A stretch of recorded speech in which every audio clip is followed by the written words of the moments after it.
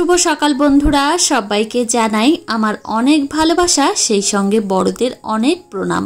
আশা করছি তোমরা খুব ভালো আছো আর যে যেখানেই আছো সুস্থ আছো। তোমাদের ভালোবাসায় আমিও অনেকটা ভালো আছি। এস ফ্যামিলিতে তোমাদের সকলকে ওয়েলকাম এবং অনেক অনেক ভালোবাসা জানাই। এখন ঘড়িতে সময় 6:45 মতো বাজে আর এদিকে বাসি ঘরটা আমি ঝাড় দিয়ে নিচ্ছি। আর এত কাগজ হয়েছে কেন বলো তো? আমার মাম্মাম এই কাগজগুলো ছিঁড়েছে। ওর একটা খাতা ছিল, সেই খাতাটা। তো যাই হোক, এই যে এখন আমি ঘরটা ভালো করে ঝাড় দিয়ে পরিষ্কার পরিচ্ছন্ন করে নিলাম। আর বাসি ঘর কিন্তু আমি সব সময় আগে আগে ঝাড় দিয়ে রাখি।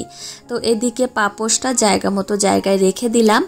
আর এখন আমি বাসি ফুলগুলো ফেলে দেব। তো গাছে ফুল রয়েছে, ফুলগুলো আবার তুলতে হবে। তো এই যে দেখো পেছনে, মানে ঘরের পেছনে এসে এইভাবে ফেলে দিয়ে যাই। তো এখন আমি ফুলগুলো ঝটপট করে তুলবো, তুলে আবার সকালে রান্না বান্না রয়েছে, সেই কাজগুলো কিন্তু করতে হবে। এক কথায় ঘড়ির সঙ্গে তাল মিলিয়ে না চললে কিন্তু পরে আর কাজ করে উঠতেই পারবো না। তো এই হচ্ছে ব্যাপার। আর সকাল থেকেই কিন্তু কাজগুলো একটু গুছিয়ে করলে তাহলে কিন্তু মানে সারাটা দিনই কাজগুলো গোছানো থাকে।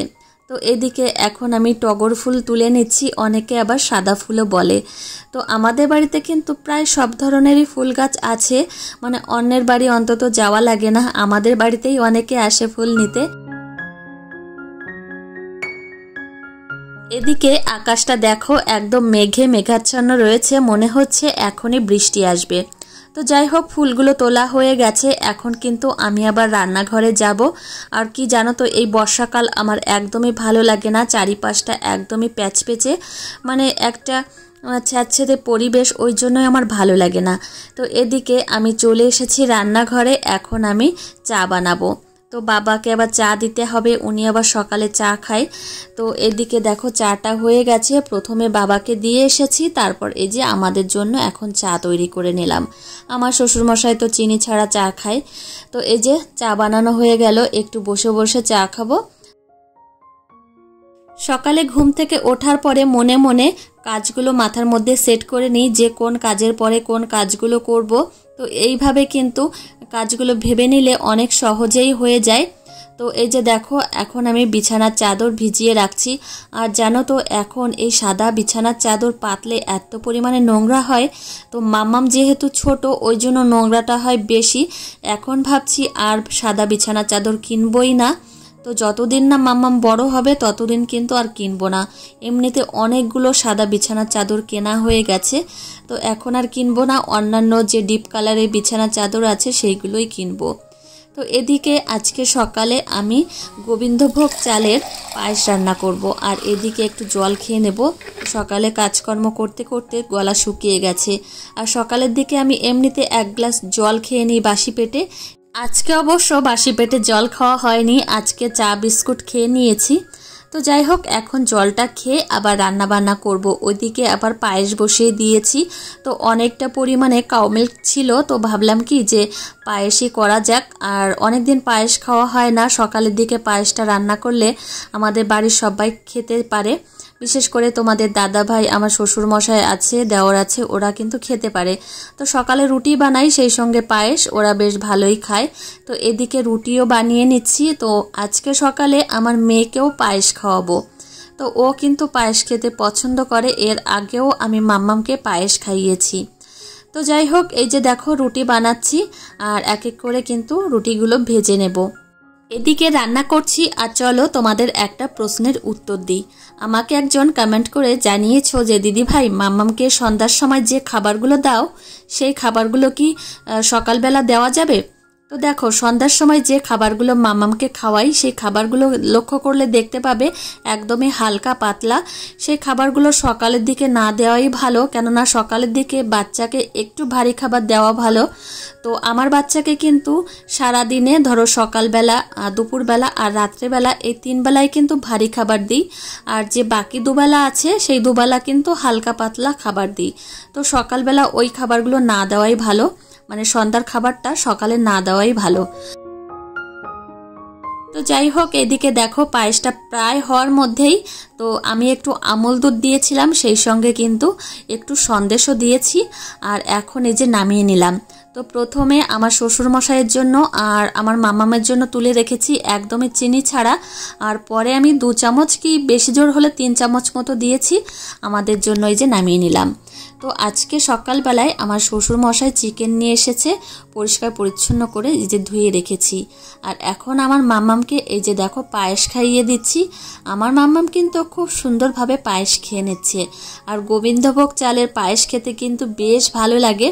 তোমাদের বাচ্চাকেও কিন্তু এইভাবে পায়েস রান্না করে দিতে পারো, তাহলে কিন্তু ওরা খুব সুন্দরভাবে খেতে পারবে। তো আমার মেয়েকে সবসময় চেষ্টা করি খাবারগুলো কিন্তু একটু এদিকে ওদিকে করিয়ে খাওয়াতে, তাহলে কি হয় খাবারের প্রতি ওদের কিন্তু আগ্রহটা বেশি হয়। একজন দিদিভাই আমার কাছে জানতে চেয়েছো যে মাম্মামকে আমি কিভাবে ভাত খাওয়াই সেটা দেখাতে। অবশ্যই দেখাবো, এই ভিডিওর শেষেই কিন্তু দেখাবো। তার আগে দেখো মাম্মামকে এখন আমি চপ্পল পরিয়ে দিচ্ছি। মাম্মাম কিন্তু এখন দৌড়াদৌড়ি ছোটাছুটি করবে, খেলা করবে। তো দৌড়াদৌড়ি ছোটাছুটি খেলা করলে কিন্তু বাচ্চাদের হজমটাও বেশ ভালো হয়। তো এই যে দেখো উঠান দিয়ে হেঁটে বেড়াচ্ছে, আর উঠানটা একটু ভেজা ভেজাও রয়েছে। তো এখন ওর কাকার সঙ্গে কিন্তু স্কুটিতে করে যাবে, প্রত্যেক দিন যেটা করে। ওর বাবা না হলে ওর কাকা না হলে ওর দাদার সঙ্গে যাবেই। তো এটা অভ্যাস হয়ে গেছে। আবার এমন হয়েছে কি জানো তো, তোমাদের দাদা ভাইয়েরও কিন্তু অভ্যাস হয়ে গেছে, যেদিন মাম্মাম না যাবে সেদিন বলবে আজকে তো মাম্মাম গেল না। তো এইভাবেই কিন্তু চলছে। আর এখন আমি সকালের খাবারটা খেয়ে নেব। সবার খাওয়া হয়ে গেছে, শুধু আমার হয়নি। মাম্মামকে খাইয়েই তারপর কিছু কাজ ছিল সেগুলো করলাম, এখন খেয়ে নিলাম। আমি শুধু পায়েসই খেয়েছি। তো এক বাটি পায়েস হলে আর কিছু লাগেই না, সকালের দিকে তো একটু হালকা খাবার হলেই হয়। তো এদিকে বাসন কোসনগুলো কিন্তু আমি একের পর এক এই যে ধুয়ে নিলাম। আর কাচের জিনিস একটু আলাদাভাবেই রাখি, না হলে কিন্তু ভেঙে যাওয়ার চান্স থাকে। তো আমি সকালবেলা যে বাসি জামা কাপড়গুলো ভিজিয়ে রেখেছিলাম সার্ফের জলে, সেইগুলো এই যে এখন কেচে ধুয়ে নিলাম। তো আর সাদা বেডশিট কিনবো না। সত্যি কথা বলতে প্রচণ্ড পরিমাণে কাচা ধোয়া করতে হয়, প্রায় 2-1 দিন পর পরই কিন্তু বেডশিট কাচতে হয়। এখন ঘড়িতে সময় সকাল 11:15 মতো বাজতে আসলো। আমি যে চলে এসেছি রান্নাঘরে, এখন চা বানাচ্ছি, সেই সঙ্গে মাম্মামের জন্য একটা আপেল সিদ্ধ দিয়েছি। মাম্মামকে আজকে স্নানের আগে আপেল সিদ্ধ খাওয়াবো। তো যাই হোক, আজকে চা বানাতে অনেকটাই দেরি হয়ে গেছে, একটু কাজের চাপ রয়েছে, ছোটাছুটি করছি ওই জন্যই। আর জানো তো একসঙ্গে কাজ করা সেই সঙ্গে ভিডিও করা অনেকটাই কষ্ট হয়ে যায়। ক্যামেরা ধরে দেওয়ার জন্য যদি কেউ একজন থাকতো তাহলে কিন্তু খুবই উপকার হতো, আমার এতটাও পরিমাণেও কষ্ট হতো না। আর তোমাদের দাদাভাই তো কাজে কর্মেই ব্যস্ত থাকে, যতটা সম্ভব একটু করে দেয়, কিন্তু ওর দ্বারা সম্ভব হয় না, যেহেতু ও কাজ করে অনেকটাই ব্যস্ত থাকে। তো এদিকে চা দিতে এসেছি, আর রান্নাঘরটা তোমাদের এক ঝলক করে দেখিয়ে দিলাম। দেখো একদমই কমপ্লিট হয়ে গেছে, শুধু বাকি রয়েছে কাঁচ লাগানো। এই যে দেখো, এই যে কাঁচ লাগানোটা বাকি রয়েছে, আর রং করা বাকি রয়েছে। তো একদমই কিন্তু হয়ে গেছে। আর এদিকে এখন আমি মাম্মামের স্নানের জল বাথটবে নিয়ে নিচ্ছি, মাম্মামকে আবার এই যে স্নান করাতে নিয়ে চলে এসেছি। তো এইভাবেই কিন্তু সকাল থেকে একটু ছোটাছুটি করেই করছি। আর পাশে একজন এসেছিল, একজন কাকিমা আমাকে জিজ্ঞাসা করছে যে মাম্মামকে কি বাথটবেই স্নান করাই, বেশ ভালো তো। তো আমি বলছি হ্যাঁ, একদম ছোট্টবেলা থেকেই ওকে বাথটবেই স্নান করাই। তো এখন আমি মাম্মামকে ঝটপট করে স্নান করিয়ে ওকে আবার ঘুম পাড়িয়ে আবার রান্না করব। একটু তাই মা, এই বডি লোশন এখন কে গায়ে মাখবে? কে গায়ে মাখবে? আমার মাম্মামটা মাখবে। তো এখন বাজে সকাল 11:30। মাম্মামকে আজকে সকাল সকাল স্নান করিয়ে দিয়েছি। আমার আবার রান্না বান্না আছে, আর সকালে তো তোমাদের দেখিয়েছি যে আজকে মাংস এনেছে। তো মাম্মামকে আজকে দুপুরবেলা মাংস খাওয়াবো। মাম্মাম, তুমি মাংস খাবে মা? মা যাই হোক, মাম্মামকে কিন্তু প্রায় রেডি করানো হয়ে গেছে, ওকে আবার ঘুম পাড়িয়ে যাব রান্না করতে। একটা বিষয় কি জানো তো, মাম্মাম অবশ্য 5-6 মিনিটের মধ্যেই ঘুমিয়ে যায়, তবুও ওর পাশে যদি আমি 10টা মিনিট শুয়ে থাকি তাহলে কিন্তু ওর ঘুমটা বেশ গাঢ় হয়, তারপর কিন্তু উঠে আসলেও টের পায় না। তো এই যে আবার চলে এসেছি রান্নাঘরে। মামাম তো ঘুমিয়ে গেছে, কতক্ষণ থাকবে জানি না। তো এদিকে তোমাদের দাদাভাই এসেছে, আমার সঙ্গে আবার কথা বলছিল। তোমাদের দাদাভাইকে আবার লস্যি দিয়েছি খেতে। এই তীব্র গরমে কিছুই ভালো লাগে না। তো তোমাদের দাদাভাই আমাকে বলছে যে কবে যাবে ওপরে। তো কাজকর্ম তো প্রায় কমপ্লিট হয়ে গেল। তো আমি বলছি কি এইভাবেই কি যাব, না ওপরে ফার্নিচার নিয়ে টিয়ে তারপর যাব। খুব ইচ্ছা জানো তো যে একটা নতুন খাট বানাবো, সেই খাটে কিন্তু একদম দোতলার ঘরে নেব, পুরনো কোনো জিনিস নেব না। তো তোমাদের দাদাভাই বলছে তাহলে কিছুটা দিন দেরি করতে হবে, কেননা এখন প্রচণ্ড হাতে টান পড়েছে, এখন টাকা পয়সার অনেকটাই সমস্যা হচ্ছে। এদিকে দেখো তোমাদের দাদাভাই লস্যি খাচ্ছে, আর এখন কিন্তু আমি মশলাটাও ঝটপট করে এই যে করে নিচ্ছি শিলে। আমাদের বাড়িতে মাংস রান্না হলে অবশ্য দুটো পদ রান্না হয়, একটা হচ্ছে মাংস আর একটা ডাল বা একটা তরকারি হলেই হয়। আজকে উচ্ছে আলু দিয়ে তরকারি করেছি। আর এদিকে প্রেসার কুকারে মামার জন্য মাংস বসিয়েছি, আর এদিকে তো আমাদের জন্য হচ্ছে। কষানো মাংস তুলে রেখেছি, এটা কিন্তু ভাত দিয়েই খাবে। এই যে দেখো মাংস রান্না করা হয়ে গেছে।